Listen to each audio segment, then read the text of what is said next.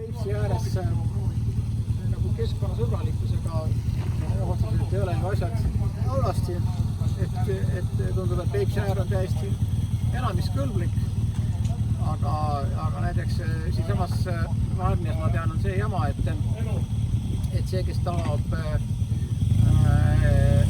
nagu uuendada enda seda kanalisatsioonisüsteemi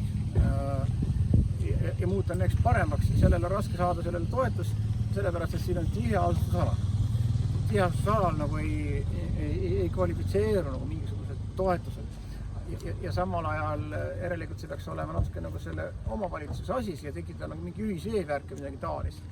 Aga sellest ei käi ka omavalitsuse sammas üle ja siis on nii, et siin on tohutult palju neid maju, majapidamisi ja kõik need inimeste nagu see soik ja nende kaevud, see kõik on üks süsteem.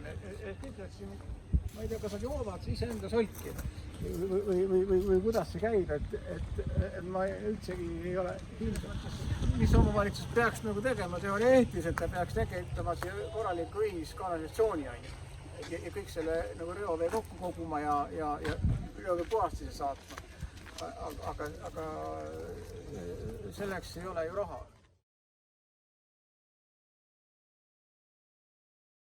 Siin on ka keskkonnajäätlik koobik, siin ei ole ühekordsed nõusid, näiteks vaid on pesevad kõik nõusid.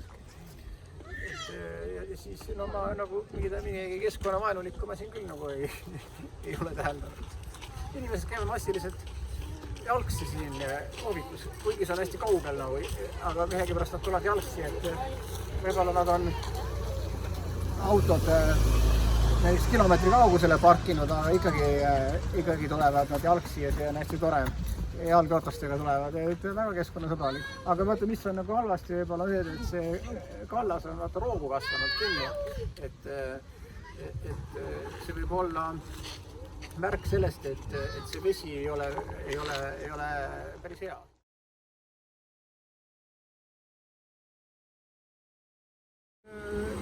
Kui me leiame, et Peipsi liiga eutrofeerunud, eks ole, siis